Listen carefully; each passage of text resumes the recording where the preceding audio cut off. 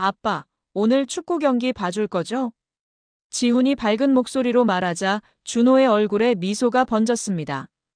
토요일 아침 햇살이 거실 창문으로 스며들어 식탁 위 김치찌개가 김을 내뿜고 있었습니다. 물론이지. 우리 아들 골 넣는 모습 꼭 봐야겠는걸. 준호는 지훈의 머리를 쓰다듬으며 대답했습니다. 옆에서 서연이가 숟가락으로 밥알을 하나씩 집어먹으며 끼어들었습니다. 저도 가고 싶어요. 오빠 응원할 거예요. 그래, 우리 서연이도 함께 가자. 준호는 아이들을 바라보며 가슴 한편이 따뜻해지는 것을 느꼈습니다. 하지만 동시에 마음 깊은 곳에서 올라오는 불안감을 억누르려 애썼습니다. 12년 전부터 그를 괴롭혀온 그 비밀 때문이었습니다. 미영이 부엌에서 나와 식탁에 앉았습니다. 평소보다 화장이 진해 보였지만 준호는 별다른 생각을 하지 않았습니다. 여보, 오늘 친구들이랑 만나기로 해서 늦을 것 같아요. 미영의 말에 준호는 고개를 끄덕였습니다. 그래, 알았어. 아이들이랑 경기 보고 저녁 해결하고 올게. 고마워요. 그럼 전 먼저 나갈게요. 미영은 서둘러 가방을 챙겨 나갔습니다. 준호는 아내의 뒷모습을 바라보다가 지훈과 서연에게 시선을 돌렸습니다. 자, 빨리 먹고 준비하자. 경기 시간에 늦으면 안 되니까. 축구장으로 향하는 차 안에서 지훈이 말했습니다. 아빠, 저 정말 골 넣고 싶어요. 코치님이 오늘 중요한 경기라고 하셨거든요. 넣을 수 있어. 아빠가 믿어. 준호는 백미러로 지훈을 바라보며 격려했습니다. 하지만 마음 한구석에서는 복잡한 감정이 휘몰아쳤습니다. 지훈의 축구 실력이 뛰어날 때마다, 서연이 수학을 잘할 때마다 준호는 같은 생각을 했습니다. 이 아이들이 정말 내 아이일까? 결혼 후 1년이 지나도 아이가 생기지 않자 준호는 병원을 찾았습니다. 그곳에서 들은 진단은 무정자증이었습니다. 의사는 자연 임신이 거의 불가능하다고 했습니다. 하지만 준호는 이 사실을 미영에게 말하지 못했습니다. 그런데 신기하게도 얼마 후 미영이 임신했다고 했습니다. 의사는 간혹 그런 경우가 있다며 축하한다고 했지만 준호의 마음속에는 의혹이 싹 텄습니다. 축구장에 도착하자 지훈이 뛰어내렸습니다. 아빠, 서연아, 열심히 응원해줘요. 그래, 최선을 다해라. 경기가 시작되고 지훈이 공을 몰고 달리는 모습을 보며 준호는 복잡한 심정이었습니다. 자랑스러우면서도 한편으로는 두려웠습니다. 서연이가 준호의 손을 잡으며 말했습니다. 아빠, 오빠 정말 잘하죠? 그래, 정말 잘해. 준호는 서연의 손을 꼭 잡았습니다. 혈연이든 아니든 이 아이들은 그에게 전부였습니다.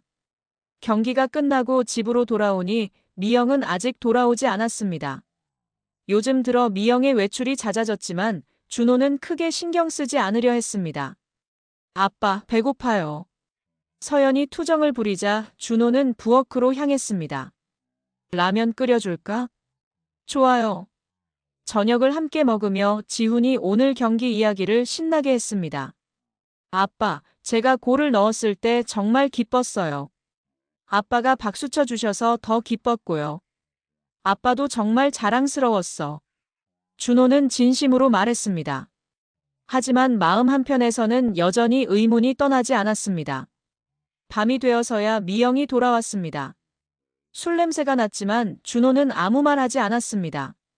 애들 잘 잤어요? 응, 피곤해서 일찍 잤어. 그럼 됐네요. 전 먼저 씻을게요. 미영은 서둘러 화장실로 향했습니다. 준호는 혼자 거실에 앉아 오늘 하루를 정리했습니다. 겉으로는 평범하고 행복한 가정이었지만 그의 마음속에는 항상 어두운 그림자가 드리워져 있었습니다. 다음 날 아침 지훈과 서연이 학교에 간 사이 준호는 미영과 단둘이 앉아 있었습니다. 여보, 요즘 외출이 많네. 준호가 조심스럽게 말하자 미영이 대답했습니다. 친구들이 만나자고 해서요. 집에만 있으면 답답하거든요. 그래도 아이들이 엄마를 많이 기다려. 알아요. 앞으로는 시간 조절할게요. 미영의 답변은 무성의해 보였지만 준호는 더 이상 추궁하지 않았습니다. 회사에서 돌아온 준호는 아이들과 함께 저녁을 먹었습니다. 미영은 또 외출했다고 했습니다. 아빠, 엄마는 왜 자꾸 안 오세요? 서연이 물어보자 준호는 당황했습니다. 엄마도 친구들이 있잖아. 가끔 만나야지. 그래도 너무 자주 안 오는 것 같아요. 지훈도 동조했습니다. 아이들도 엄마의 변화를 느끼고 있었습니다. 그날 밤 준호는 잠들지 못하고 천장을 바라봤습니다. 무정자증이라는 자신의 비밀, 아내의 이상한 행동, 그리고 아이들에 대한 의혹. 모든 것이 복잡하게 얽혀 있었습니다. 정말 이 아이들이 내 아이일까? 미영이 나에게 숨기는 게 있는 건 아닐까? 준호의 마음속에서 불안감이 점점 커져갔습니다.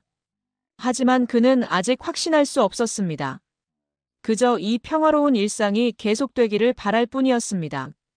여보, 또 나가요? 준호가 미영에게 물어보자 미영이 서둘러 가방을 정리하며 대답했습니다. 네, 오늘 중요한 모임이 있어서요. 무슨 모임인데 이렇게 자주 있어?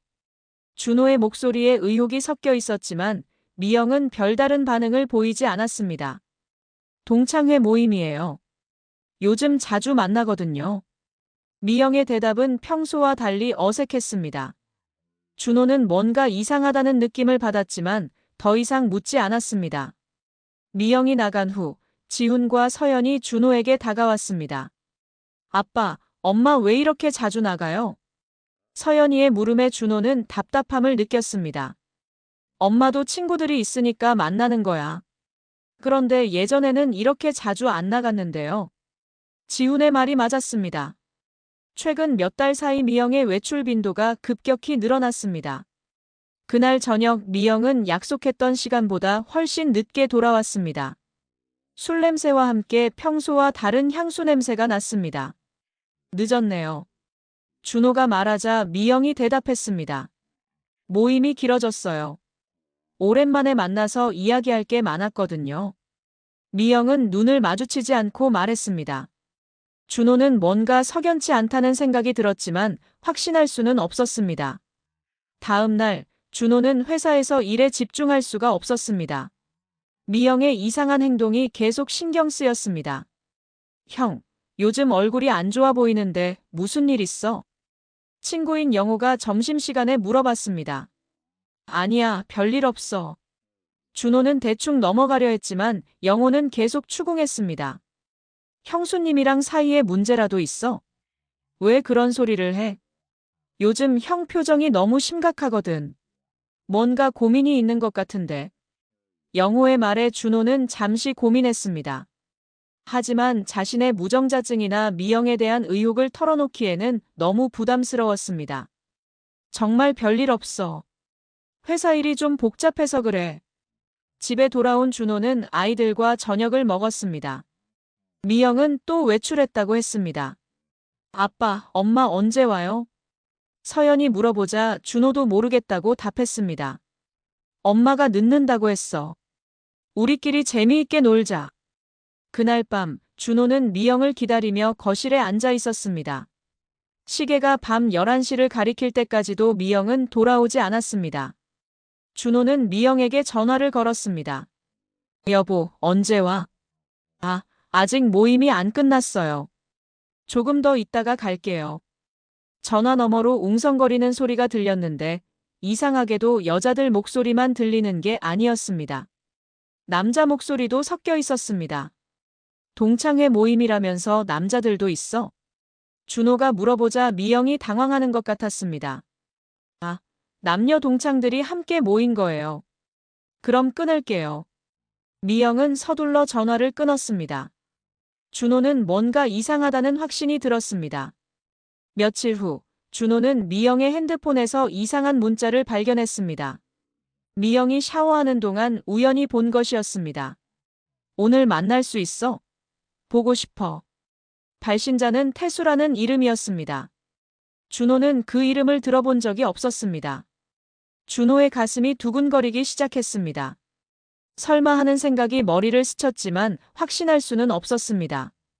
다음 날 준호는 미영에게 조심스럽게 물어봤습니다. 여보, 태수라는 사람 알아? 미영의 얼굴이 순간 굳어졌습니다. 태수요?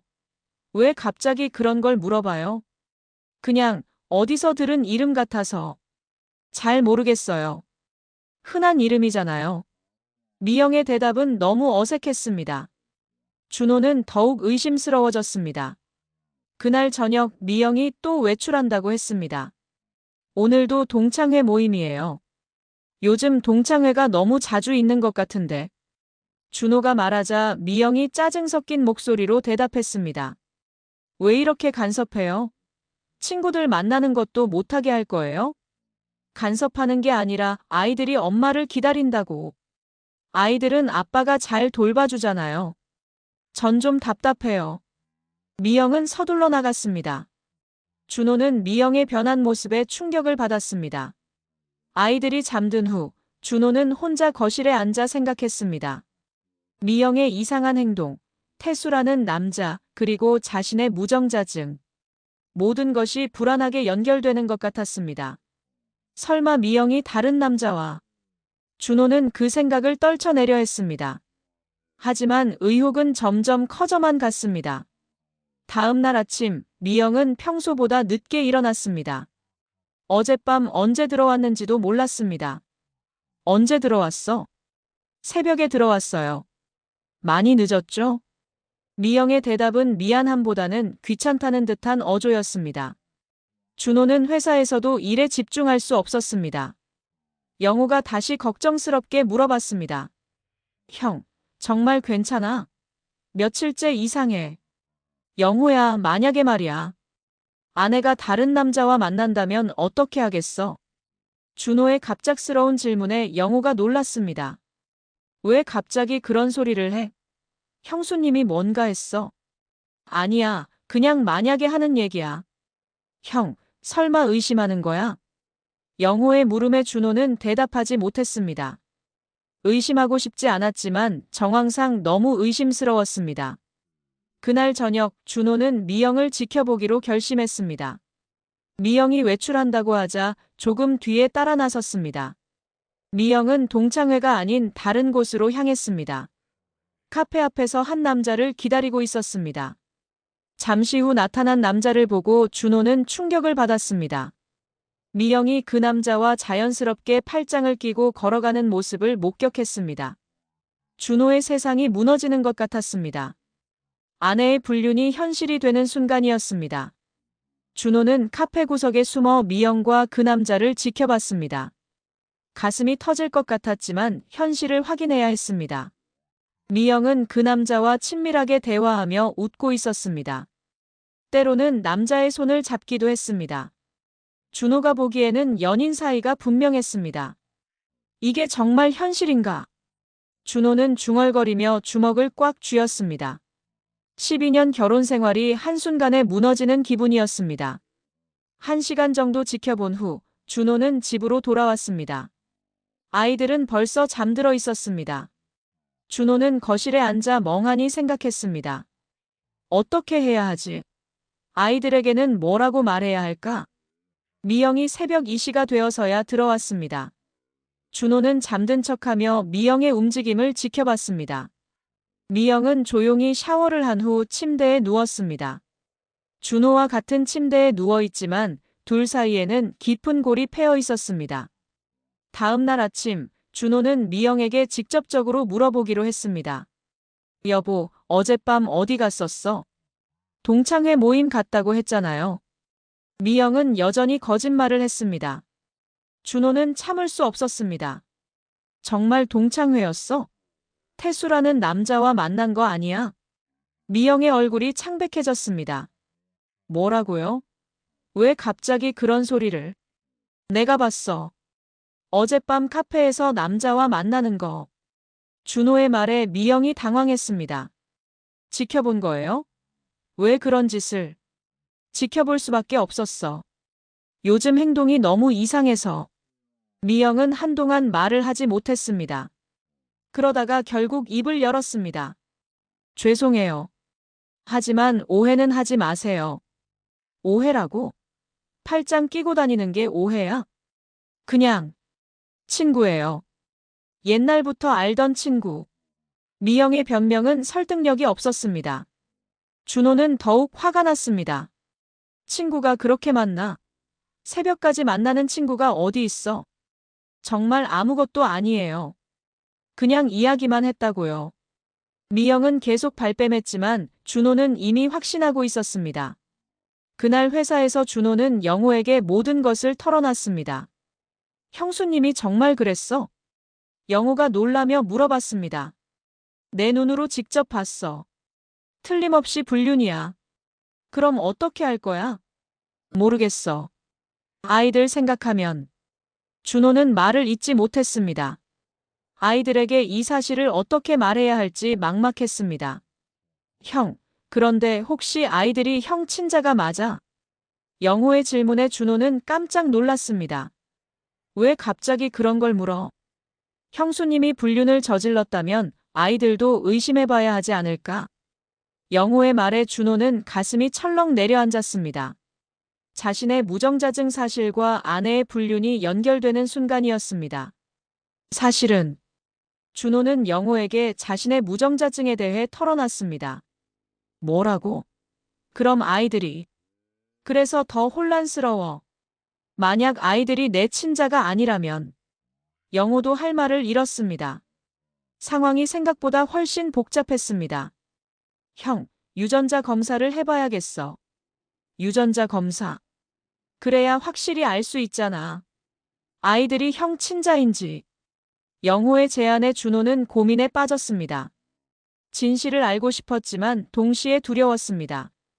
집에 돌아온 준호는 아이들을 바라봤습니다. 지훈이 숙제를 하고 있고 서연이 그림을 그리고 있었습니다. 아빠, 오늘 학교에서 선생님이 칭찬해 주셨어요. 서연이 밝게 말하자 준호는 미소를 지었습니다. 우리 서연이가 뭘 잘했는데? 그림 그리기요. 선생님이 제일 잘 그렸다고 하셨어요. 정말? 아빠도 보여줘. 서연이 그린 가족 그림을 보며 준호는 복잡한 심정이었습니다.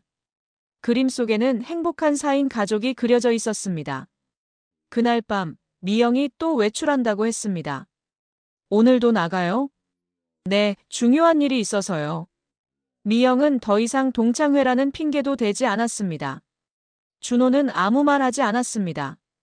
아이들을 재우고 준호는 혼자 생각했습니다. 유전자 검사를 받아야 하는지, 미영과 어떻게 이야기해야 하는지, 아이들에게는 어떻게 설명해야 하는지. 모든 것이 복잡하고 어려웠습니다. 하지만 진실을 알아야 앞으로 어떻게 살아갈지 결정할 수 있을 것 같았습니다. 미영은 그날도 새벽에 들어왔습니다. 술 냄새와 함께 남자 향수 냄새가 났습니다. 준호는 모든 것을 확신했습니다. 다음 날 아침, 준호는 미영에게 마지막으로 기회를 주기로 했습니다. 여보, 마지막으로 묻겠어. 정말 다른 남자와 만나는 거 아니야? 미영은 잠시 고민하다가 대답했습니다. 아니에요. 왜 자꾸 그런 소리를 해요? 미영은 끝까지 거짓말을 했습니다. 준호는 더 이상 기다릴 수 없다고 생각했습니다. 알겠어. 그럼 내가 직접 확인해 보겠어. 준호는 유전자 검사를 받기로 결심했습니다. 더 이상 불확실한 상태로 살 수는 없었습니다. 영호에게 전화를 걸어 도움을 요청했습니다. 영호야, 유전자 검사 어떻게 받는지 알아봐 줄 수 있어? 알겠어, 형. 오늘 당장 알아볼게. 준호는 마침내 진실과 마주할 준비를 했습니다. 그 결과가 어떻든 받아들일 각오였습니다. 영호는 다음날 준호에게 유전자 검사 방법을 알려줬습니다. 형, 전문기관에서 하면 정확한 결과를 받을 수 있어. 머리카락이나 타액으로 간단히 할 수 있다고 해. 얼마나 걸려? 일주일 정도면 결과가 나온다네. 준호는 망설였습니다. 일주일 후면 모든 것이 명확해질 것이었습니다. 형, 정말 할 거야? 해야겠어. 이대로는 못 살겠어. 그날 저녁 준호는 아이들과 함께 저녁을 먹으면서 은밀히 유전자 샘플을 채취했습니다. 지훈아, 머리에 뭐가 붙었네. 준호는 자연스럽게 지훈의 머리카락 몇 가닥을 뽑았습니다. 아빠 아파요. 미안, 뭔가 붙어 있어서. 서연에게도 같은 방법으로 샘플을 채취했습니다. 아이들은 전혀 눈치채지 못했습니다. 다음 날, 준호는 영호와 함께 유전자 검사 기관을 찾았습니다. 검사 결과는 일주일 후에 나옵니다. 연락드릴게요. 직원의 말에 준호는 긴장했습니다. 일주일이 영원처럼 느껴질 것 같았습니다. 집에 돌아온 준호는 평소처럼 생활하려 애썼습니다.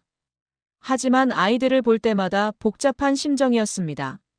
아빠, 왜 요즘 이상해요? 지훈이 물어보자 준호는 당황했습니다. 이상하다니? 뭔가 슬퍼 보여요. 아프세요? 아이들도 준호의 변화를 눈치채고 있었습니다. 아니야, 그냥 회사 일이 힘들어서 그래. 그럼 좋을 것 같아요. 아빠는 항상 밝아야 해요. 서연이의 말에 준호는 가슴이 아팠습니다. 한편 미영은 여전히 자주 외출했습니다. 이제는 변명도 하지 않았습니다. 오늘도 나갈게요. 언제 돌아와? 늦을 것 같아요. 미영은 점점 대담해졌습니다. 준호가 알고 있다는 것을 눈치채면서도 개의치 않는 것 같았습니다. 3일이 지나고 4일이 지났습니다. 준호는 매일 불안한 마음으로 지냈습니다. 형, 많이 힘들어 보이는데 괜찮아? 영호가 걱정스럽게 물어봤습니다. 결과가 나오기 전까지는 뭘 해도 집중이 안 돼. 결과가 어떻게 나오든 형이 아이들한테 좋은 아빠라는 건 변하지 않아. 영호의 위로가 고마웠지만 준호의 불안은 가라앉지 않았습니다. 드디어 일주일이 지났습니다. 유전자 검사 기관에서 연락이 왔습니다. 결과가 나왔습니다. 언제 오실 수 있으신가요? 지금 당장 가겠습니다. 준호는 서둘러 영호에게 연락했습니다. 영호야, 결과가 나왔어. 같이 가줄 수 있어? 당연하지. 지금 갈게. 둘은 함께 검사기관으로 향했습니다. 준호의 손은 떨리고 있었습니다. 검사 결과를 말씀드리겠습니다. 의사가 서류를 펼치며 말했습니다. 지훈 군과 아버지의 친자 확률은 0%입니다. 서연 양과 아버지의 친자 확률도 0%입니다. 준호는 머리를 망치로 얻어맞은 것 같았습니다. 0%라는 것은 부친이 아니라는 뜻입니다. 두 아이 모두 다른 남성의 자녀입니다. 의사의 말에 준호는 의자에 주저앉았습니다. 예상했던 결과였지만 막상 확인하니 충격이 컸습니다. 형, 괜찮아? 영호가 준호를 부축하며 물어봤습니다. 괜찮을 리가 있나? 준호는 힘없이 대답했습니다. 검사기관을 나온 후 둘은 근처 카페에 앉았습니다. 이제 어떻게 할 거야? 영호가 조심스럽게 물어봤습니다. 모르겠어. 정말 모르겠어. 준호는 머리를 감쌌습니다. 12년간 키운 아이들이 자신의 친자가 아니라는 사실을 받아들이기 어려웠습니다. 그런데 형, 아이들한테는 어떻게 할 거야? 아이들은 아무 잘못이 없어. 그냥 모르는 게 나을 것 같아. 준호는 아이들만은 보호하고 싶었습니다. 그럼 형수님과는? 이제 더 이상 모른 척할 수 없어. 대화를 해야겠어. 집에 돌아온 준호는 아이들이 학교에서 돌아오기를 기다렸습니다. 평소와 다름없이 아이들을 맞이했습니다. 아빠, 오늘 무슨 좋은 일 있어요? 서연이 물어보자 준호는 의아했습니다. 왜? 얼굴이 좀 밝아 보여요. 아이로서는 아빠가 뭔가 해결된 것 같다고 느꼈나 봅니다. 하지만 실제로는 더 큰 문제가 시작되는 것이었습니다. 그냥 회사 일이 잘 풀려서 그래. 그날 저녁 미영이 돌아왔을 때 준호는 기다리고 있었습니다. 여보, 이야기 좀 해. 무슨 이야기요? 당신도 알고 있을 거야. 더 이상 숨길 수 없어. 미영의 얼굴이 굳어졌습니다. 뭔가 큰일이 벌어질 것 같은 예감이 들었습니다. 아이들 잠든 후에 이야기하자. 지금은 아니야. 준호는 아이들이 들을까봐 조심했습니다. 그날 밤 아이들이 잠든 후 준호와 미영은 거실에 마주 앉았습니다. 이제 모든 것이 밝혀질 시간이었습니다. 유전자 검사 결과가 나왔어. 준호가 조용히 말하자 미영의 얼굴이 창백해졌습니다. 유전자 검사요? 뭘 위한? 지훈이랑 서연이가 내 친자인지 확인하려고. 미영은 한동안 말을 하지 못했습니다. 이미 예상했던 일이었지만 막상 현실이 되니 당황스러웠습니다. 결과가 어떻게 나왔는데요? 당신도 알고 있잖아. 두 아이 모두 내 친자가 아니야. 준호의 말에 미영이 고개를 숙였습니다. 죄송해요. 죄송하다고? 12년 동안 나를 속였는데 죄송하다고? 준호의 목소리가 떨렸습니다. 분노와 배신감이 뒤섞인 복잡한 감정이었습니다. 설명할게요. 들어주세요. 설명? 뭘 설명하겠다는 거야? 처음에는 정말 모르고 살았어요. 태수와 만난 건 당신과 결혼한 후였지만. 태수? 그 남자가 아이들 아빠인 거야? 미영이 고개를 끄덕였습니다. 처음에는 그냥 친구였어요. 그런데 당신이 자꾸 아이 얘기를 안 하시니까. 그래서 다른 남자와 잤다는 거야? 준호의 목소리가 높아졌습니다. 목소리 낮춰주세요. 아이들 깰까봐요. 지금 아이들 걱정할 때야. 12년 동안 나를 바보로 만들어 놓고. 미영이 눈물을 흘리기 시작했습니다. 정말 미안해요. 그런데 지금 와서 어떻게 해요? 아이들은 어떻게 하고요? 아이들은 내가 키울 거야. 하지만 당신과는 더 이상 같이 살 수 없어. 그럼 이혼하자는 거예요? 당연하지. 이런 상황에서 어떻게 부부로 살아? 둘의 대화는 새벽까지 이어졌습니다. 하지만 결론은 뻔했습니다. 다음 날, 준호는 시어머니 김 여사에게 전화를 걸었습니다. 어머니, 중요한 이야기가 있어서 뵙고 싶습니다. 무슨 일이니? 목소리가 이상하네. 전화로는 말씀드리기 어려워서요. 직접 뵙겠습니다. 준호는 유전자 검사 결과를 가지고 시어머니를 찾아갔습니다. 어머니, 이걸 보세요. 김 여사는 검사 결과지를 받아보고 놀랐습니다. 이게 뭐니? 지훈이와 서연이가 제 친자가 아니라는 검사 결과입니다. 김 여사의 얼굴이 굳어졌습니다. 그럼 미영이가? 네, 다른 남자와 관계를 가졌습니다. 김 여사는 한동안 말을 하지 못했습니다. 그러다가 갑자기 화를 내기 시작했습니다. 이런 일이 어디 있어? 우리 집안을 이렇게 욕보여놓고. 어머니, 목소리 좀 낮춰주세요. 낮춰? 지금 낮출 때야? 그년이 우리를 완전히 바보로 만들어놨잖아. 김 여사의 분노는 대단했습니다. 12년간 손자, 손녀라고 생각했던 아이들이 남의 아이라는 사실을 받아들이기 어려웠습니다. 당장 그년을 데려와. 직접 얘기해야겠어. 어머니, 아이들 앞에서는 조심해주세요. 그래, 아이들한테는 죄가 없지. 하지만 그녀는 용서할 수 없어. 그날 저녁, 김 여사는 준호네 집으로 찾아왔습니다. 미영을 보자마자 화를 내기 시작했습니다. 미영아, 이게 뭐 하는 짓이야? 어머니. 어머니는 무슨 어머니야? 우리 집안을 이렇게 망쳐놓고 어머니라고 불러. 아이들이 할머니의 큰 소리에 놀라서 나왔습니다. 할머니, 왜 그렇게 화나세요? 지훈이 물어보자 김 여사는 잠시 말을 멈췄습니다. 아니야, 할머니가 엄마랑 이야기할 게 있어서 그래. 엄마가 뭘 잘못했어요? 서연이 걱정스럽게 물어봤습니다. 아이들은 방에 가 있어. 어른들이 이야기할 게 있어. 준호가 아이들을 달래서 방으로 보냈습니다. 미영아, 넌 정말 천벌을 받을 거야. 12년 동안 우리를 속이고 살았으니까. 죄송합니다, 어머니. 정말 죄송해요. 미영이 무릎을 꿇고 사과했지만 김 여사의 분노는 가라앉지 않았습니다. 죄송하다고 해서 되는 일이야? 우리 준호가 얼마나 고생했는데. 어머니, 저도 힘들었어요. 그냥 그렇게 된 거예요. 그렇게 됐다고? 내가 다른 남자와 잠자리를 가진 게 그냥 그렇게 된 거야? 김 여사의 말이 점점 거세졌습니다. 당장 이 집에서 나가. 우리 가족이라고 생각하지 마. 어머니, 그래도 아이들은 우리가 키울 거야. 넌 나가. 미영이 눈물을 흘리며 애원했지만 김 여사는 단호했습니다. 내일까지 짐 싸서 나가. 더 이상 우리 집 며느리가 아니야. 그날 밤 미영은 짐을 쌌습니다. 아이들은 엄마가 왜 짐을 싸는지 이해하지 못했습니다. 엄마, 어디 가요? 서연이 물어보자 미영은 대답하기 어려웠습니다. 엄마가 잠깐 어디 갔다 올게. 언제 와요? 곧 올 거야. 미영은 거짓말을 할 수밖에 없었습니다. 다음 날 아침 미영은 집을 떠났습니다.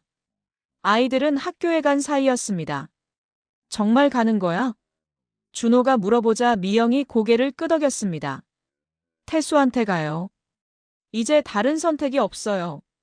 아이들한테는 뭐라고 설명할 거야? 당신이 알아서 해주세요. 전 더 이상 감당할 수 없어요. 미영은 그렇게 집을 떠났습니다. 12년의 결혼 생활이 끝나는 순간이었습니다. 학교에서 돌아온 아이들은 엄마가 없다는 것을 알고 당황했습니다. 아빠, 엄마는 어디 갔어요? 엄마가 할머니 댁에 갔어. 준호는 우선 이렇게 설명할 수밖에 없었습니다. 언제 와요? 잘 모르겠어. 조금 오래 있을 것 같아. 아이들은 뭔가 이상하다는 것을 느꼈지만 더 이상 묻지 않았습니다. 그날 저녁 김 여사가 다시 찾아왔습니다. 그년이 정말 나갔어? 네, 오늘 아침에 나갔어요. 잘했어. 그런 년과는 더 이상 같이 살 수 없지. 김 여사는 만족스러워했지만 동시에 걱정도 됐습니다. 그런데 아이들은 어떻게 할 거니? 제가 키우겠습니다. 혼자서 어떻게 키워? 너무 힘들 거야. 괜찮습니다. 아이들은 제가 책임질게요. 준호의 말에 김 여사는 복잡한 심정이었습니다. 혈연은 아니지만 12년간 손자, 손녀로 여겨온 아이들이었습니다. 미영은 태수의 원룸으로 찾아갔습니다. 가방 하나만 들고 나온 초라한 모습이었습니다. 태수야, 나왔어. 문을 열고 나온 태수는 미영을 보고 당황했습니다. 갑자기 왜 여기 와? 가방은 왜 들고? 집에서 나왔어. 이제 당신밖에 없어. 태수의 얼굴이 굳어졌습니다. 이런 상황을 원하지 않았습니다. 잠깐, 무슨 소리야? 갑자기 왜 집에서 나와? 준호가 다 알았어. 유전자 검사까지 했다고. 태수는 뒤로 한 걸음 물러섰습니다. 유전자 검사. 그럼 아이들이. 응, 다 들통났어. 이제 정말 끝이야. 미영은 힘없이 말했습니다. 그래서 여기 온 거야? 나한테. 우리 같이 살자. 이제 숨길 필요도 없잖아. 미영의 말에 태수는 난감한 표정을 지었습니다. 미영아, 이건 좀. 왜? 12년 동안 만났으면서 이제 와서 왜 그래? 그때는 그때고 지금은 지금이잖아. 갑자기 이렇게 되면 나도 당황스러워. 태수는 책임을 지고 싶지 않다는 태도를 보였습니다. 그럼 나보고 어떻게 하라는 거야? 갈 곳이 없어. 일단 모텔에라도 가서 생각을 정리해봐. 너무 급작스러워. 태수의 말에 미영은 충격을 받았습니다. 지금 나를 쫓아내는 거야? 쫓아내는 게 아니라 시간이 필요해. 이런 큰일을 갑자기 결정할 수는 없잖아. 미영은 허무했습니다. 12년간 만나온 남자가 정작 중요한 순간에 외면하는 것이었습니다. 태수야, 지훈이랑 서연이는 당신 아이야. 당신도 책임이 있어. 그건 그때 서로 조심하지 못한 거고. 조심하지 못했다고? 그럼 아이들은 어떻게 해? 아이들은 준호가 키우면 되잖아. 지금까지도 그렇게 살았는데. 태수는 자신의 친자인 아이들에게도 무관심했습니다. 미영은 결국 근처 모텔로 향했습니다. 갈 곳이 없었습니다. 모텔방에 혼자 앉아 미영은 지난 12년을 돌이켜봤습니다. 모든 것이 거짓말로 시작된 삶이었습니다. 며칠 후 미영은 다시 태수를 찾아갔습니다. 생각해봤어? 미영아, 솔직히 말할게. 나는 결혼할 생각이 없어. 결혼 얘기가 아니야. 그냥 같이 살자는 거야. 그것도 마찬가지야. 나는 자유롭게 살고 싶어. 태수는 결국 미영을 거절했습니다. 그럼 아이들은? 당신 친자라고. 그건 미안해. 내가 아이 키울 능력이 없어. 능력이 없다고. 12년 동안 나랑 만나면서 무슨 생각을 한 거야? 그냥 좋은 시간을 보낸 거지. 이렇게 될 줄은 몰랐어. 미영은 완전히 절망했습니다. 가정도 잃고 사랑한다고 생각했던 남자에게도 버림받은 것이었습니다. 한편 집에서는 아이들이 엄마를 기다리고 있었습니다. 아빠, 엄마 언제 와요?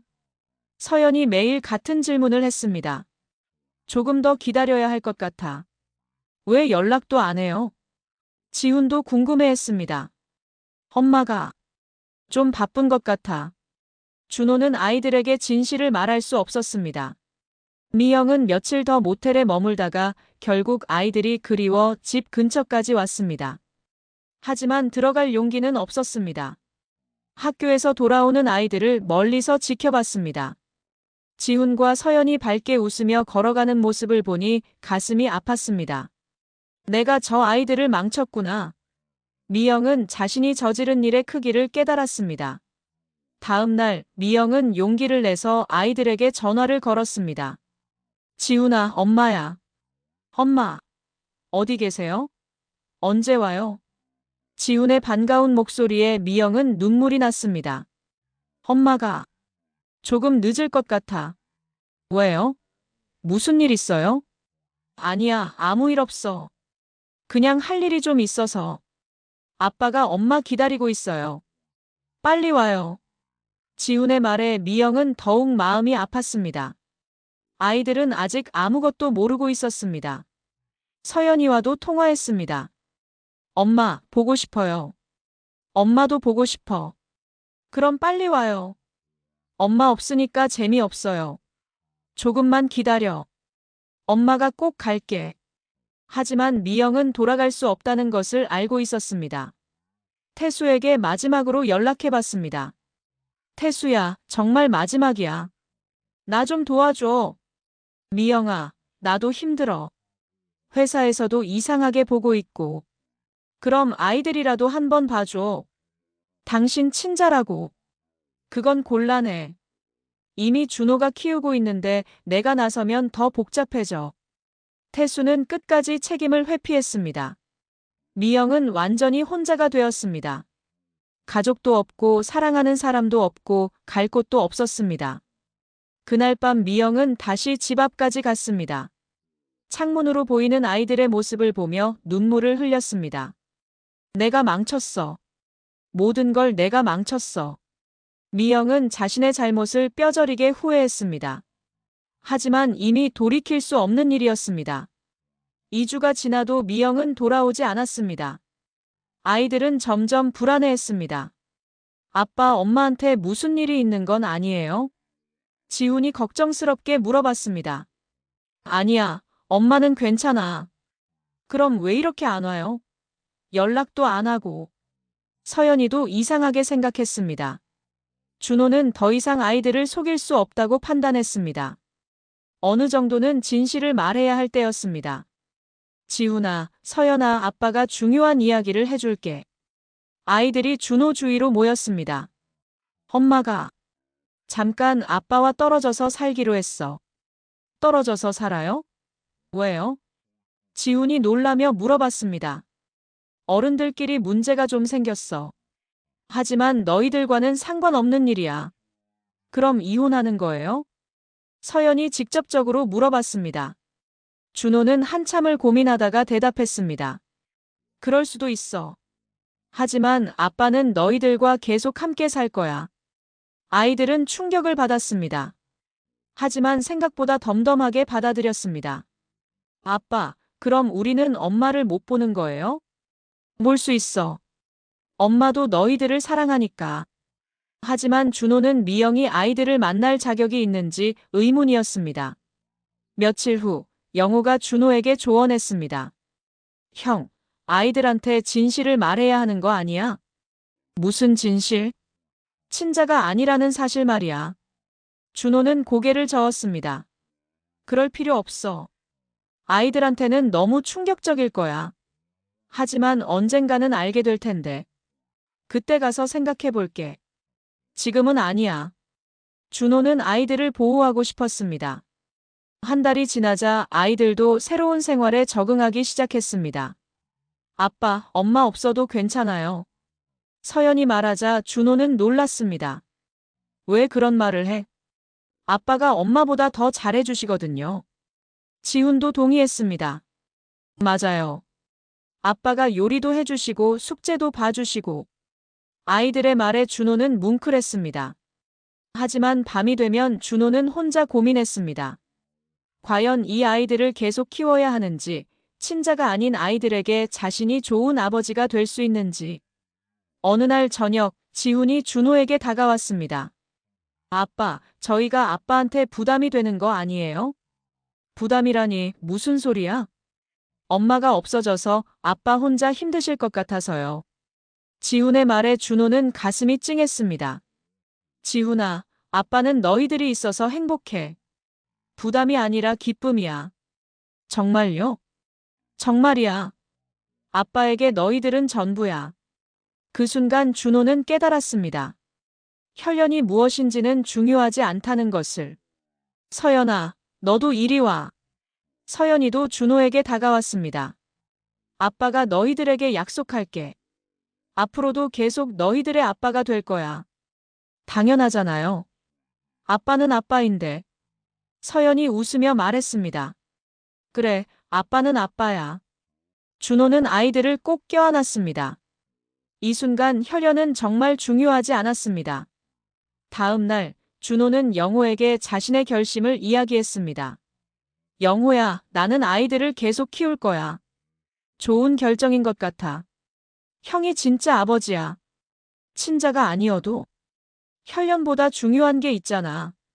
사랑이지. 영호의 말에 준호는 고개를 끄덕였습니다.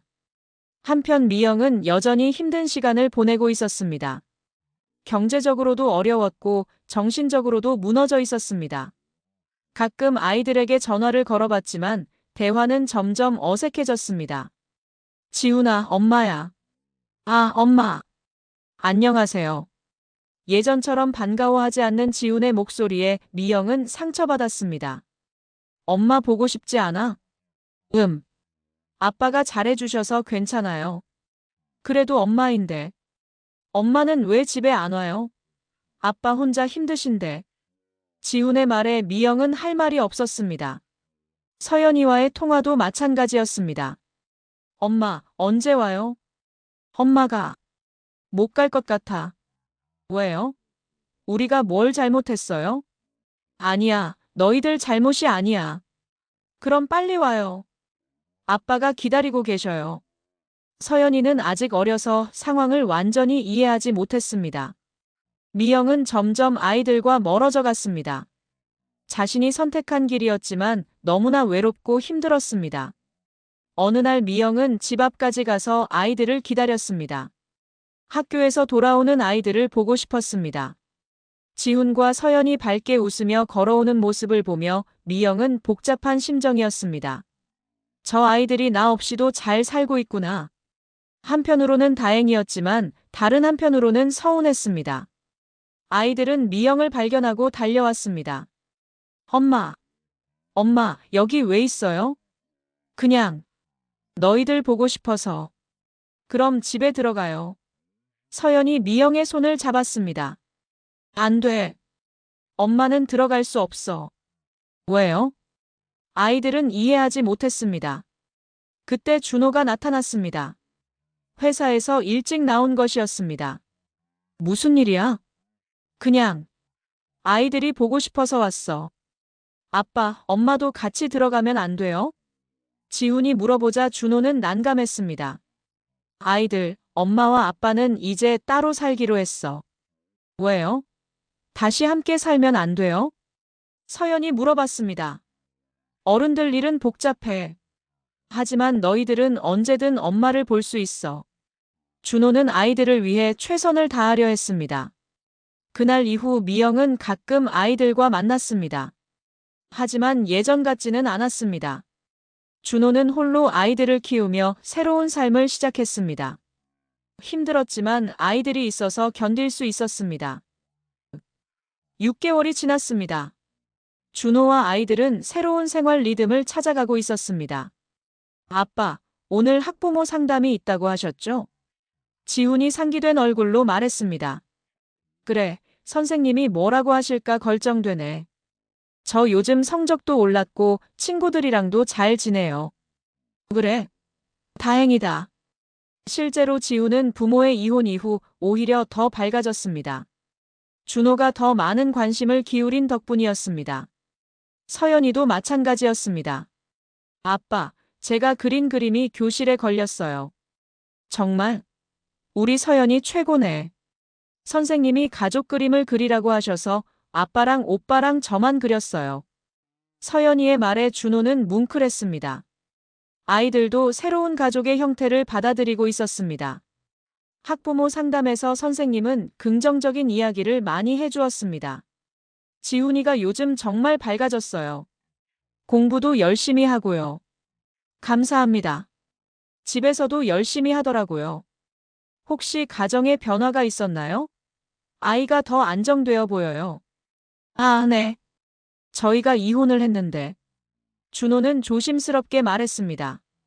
그럼에도 아이가 이렇게 밝은 걸 보면 아버님이 정말 잘 돌봐주시는 것 같아요. 선생님의 말에 준호는 보람을 느꼈습니다. 집으로 돌아오는 길에 지훈이 말했습니다. 아빠, 선생님이 저 칭찬하셨죠? 그래, 아빠도 자랑스러웠어. 앞으로도 더 열심히 할게요. 고맙다, 지훈아. 그날 저녁, 가족 3명이 함께 저녁을 먹으며 이야기를 나눴습니다. 아빠, 저희 친구들이 부러워해요. 서연이 말하자 준호가 궁금해했습니다. 뭘 부러워해? 아빠가 요리도 잘하시고 숙제도 봐주시고 놀아도 주신다고요. 다른 아빠들은 안 그래?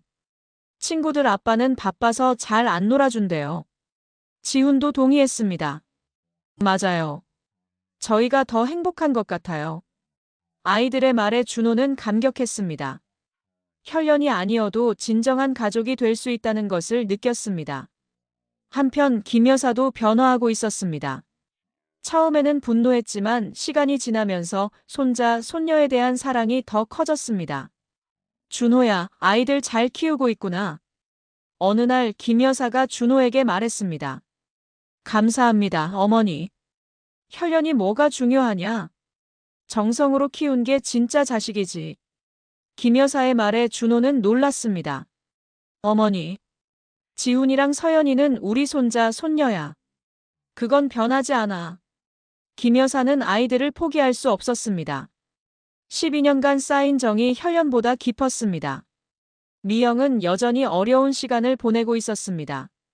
태수는 완전히 연락을 끊었고 경제적으로도 힘들었습니다. 가끔 아이들과 만났지만 관계는 점점 어색해졌습니다. 엄마, 왜 아빠랑 함께 안 살아요? 서연이 물어볼 때마다 미영은 대답하기 어려웠습니다. 엄마가 실수를 했어. 어떤 실수요? 나중에 크면 알게 될 거야. 미영은 아이들에게 진실을 말할 용기가 없었습니다. 지훈은 이미 어느 정도 상황을 눈치채고 있었습니다. 엄마 때문에 우리 가족이 이렇게 된 거죠? 지훈아, 괜찮아요. 아빠가 더 좋아요. 지훈의 말에 미영은 마음이 아팠습니다. 하지만 어쩔 수 없었습니다. 1년이 지났습니다. 준호와 아이들은 완전히 새로운 가족으로 정착했습니다. 아빠, 저희 캠핑 가요. 어느 주말 서연이 제안했습니다. 캠핑? 좋은 생각이네. 작년에 엄마랑 갔을 때 재미있었어요. 그럼 이번에는 아빠랑 가자. 준비를 마치고 캠핑장으로 향했습니다. 차 안에서 아이들은 신나게 노래를 불렀습니다. 캠핑장에서 텐트를 치고 바비큐를 하며 즐거운 시간을 보냈습니다. 아빠, 이런 게 진짜 가족 같아요. 지훈이 말하자 준호가 물어봤습니다. 왜? 3명이서도 충분히 행복하거든요. 그래, 우리는 진짜 가족이야. 준호는 확신을 가지고 말했습니다. 밤이 되어 캠프파이어를 피우고 앉아 있을 때 서연이 물어봤습니다. 아빠, 저희가 아빠를 닮지 않아서 속상하지 않아요? 갑작스러운 질문에 준호는 당황했습니다. 왜 갑자기 그런 얘기를 해? 친구들이 그러거든요. 저희가 아빠를 안 닮았다고. 준호는 잠시 고민하다가 대답했습니다. 서연아, 닮는 게 중요한 게 아니야. 사랑하는 게 중요한 거야. 그럼 아빠는 저희를 사랑해요? 당연하지. 세상에서 가장 사랑해. 저희도 아빠를 제일 사랑해요. 아이들의 말에 준호는 눈물이 날 뻔했습니다. 그날 밤 텐트 안에서 아이들이 잠든 후 준호는 하늘을 올려다봤습니다. 이것이 진짜 가족이구나. 혈연을 뛰어넘은 진정한 사랑을 느꼈습니다. 다음 날 집으로 돌아와서 아이들이 말했습니다. 아빠, 우리 가족 사진 찍어요. 가족 사진? 네, 3명이서요. 사진관에서 가족 사진을 찍었습니다. 셋이서 찍은 첫 번째 공식적인 가족 사진이었습니다. 이 사진을 거실에 걸어요. 서연이 제안했고 준호는 기꺼이 동의했습니다. 그 사진을 보며 준호는 생각했습니다. 가족은 피가 아니라 지켜주는 마음으로 이어진다. 미영에게서 온 마지막 문자였습니다. 아이들 잘 키워줘서 고마워. 나는 이제 연락하지 않을게. 아이들이 행복하게 살았으면 좋겠어. 준호는 답장하지 않았습니다. 모든 것이 정리된 기분이었습니다. 몇 년이 더 지났습니다. 지우는 고등학생이 되었고 서연은 중학생이 되었습니다. 아빠, 저 대학 가면 어떻게 해요? 지훈이 걱정스럽게 물어봤습니다. 왜? 아빠 혼자 계실 텐데. 괜찮아. 아빠도 이제 혼자 살 수 있어. 그래도 걱정돼요. 지훈아, 내가 잘 자라는 게 아빠한테는 가장 큰 기쁨이야. 정말요? 정말이야. 아빠는 너희들이 자랑스러워. 서연도 옆에서 말했습니다. 아빠, 저희도 아빠 자랑스러워요. 왜? 다른 아빠들보다 훨씬 잘해주시거든요. 아이들은 진심으로 준호를 최고의 아버지라고 생각했습니다. 어느 날 지훈이 준호에게 다가왔습니다. 아빠, 제가 어른이 되면 아빠 같은 아버지가 될 거예요. 고마워, 지훈아. 아빠가 저희에게 해주신 것처럼 제 아이들에게도 해줄 거예요. 지훈의 말에 준호는 뿌듯했습니다. 자신이 보여준 사랑이 아이들에게 전해진 것 같았습니다. 준호는 혼자 있을 때 종종 생각했습니다. 만약 그때 아이들을 포기했다면 어떻게 되었을까? 하지만 그런 생각은 금방 사라졌습니다. 아이들과 함께한 시간이 자신의 인생에서 가장 소중한 시간이었으니까요. 가족은 피가 아니라 지켜주는 마음으로 이어진다. 준호는 이 말을 자주 되뇌었습니다. 그리고 그것이 진실이라는 것을 매일 느꼈습니다. 아이들과 함께하는 평범한 일상이 그에게는 가장 큰 행복이었습니다. 혈연을 뛰어넘은 진정한 사랑으로 이어진 가족, 그것이 준호가 찾은 답이었습니다. 오늘 이야기가 좋으셨다면 구독과 좋아요, 알람 설정 잊지 마시고 소중한 댓글 하나가 큰 힘이 됩니다. 시청해주셔서 진심으로 감사드립니다.